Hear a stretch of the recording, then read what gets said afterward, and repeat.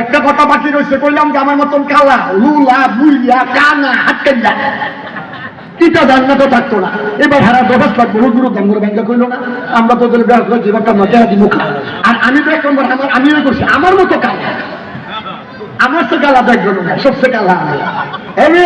কালা মানুষ জান্নাতে যাইবো, বুইরা জান্নাতে যাইবো, কুইরা জান্নাতে যাইবো, হাত হাড় দেহা পাও দেহা বেঙ্গরা জান্নাতে যাইবো। কেমনে যাইবো? জান্নাতের ভিতরে 4টা নহর আছে। কয়টা নহর? নহর মানে নদী নদী নদী নদী নদী খাল খাল খাল, বুঝলেন? 4টা নদী আছে। কয়টা? কে কইছে? নবী কইছে।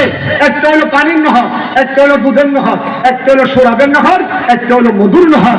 আল্লাহ তাআলা যারা জান্নাতি বান্দা তাদেরকে এটাকে সুবা দিল। চুল্লি পূর্ণিমা চাঁদের মতন চকচকা, 33 বছরের জোয়ার, 30 বছরের যুবতী। কন্যা সুবহানাল্লাহ। খুশি না ভাজা? আমি তোমারে বুড়ি আজা খুশি হইব। হুজুরে কইছে আমার বাড়ি নদীর চুবা দিব, আমার 3 বছরের যুবতী বানিয়ে দিব।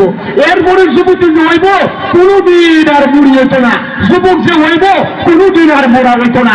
এদিকে গেল লম্বা 337টা কবিতা জান্নাতের উপর আমি নিজে লিখছি। এটাতে শোনেন, আল্লাহ নবী নিজে করছে 4টা নহর। কয়টা নহর?